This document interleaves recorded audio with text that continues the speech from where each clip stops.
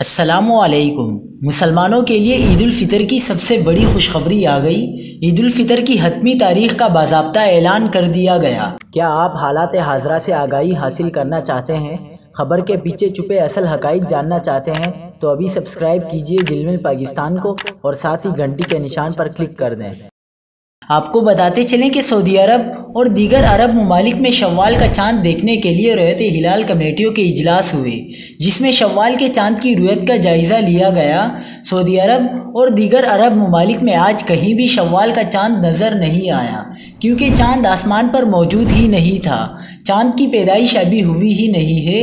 ماہرین فلکیات کے مطابق شوال کے چاند کی پیدائش یکم مئی ہفتہ اور اتوار کو رات 1:30 بجے پیدا ہوگا، لہٰذا سعودی عرب، لیبیا اور عرب ممالک میں کل اتوار کو 30واں روزہ ہوگا اور یکم شوال یعنی عید الفطر 2 مئی پیر کو منائی جائے گی۔ دوسری جانب پاکستان، انڈیا اور بنگلہ دیش میں رؤیت ہلال کمیٹیوں کے اجلاس کل اتوار کو ہوں گے۔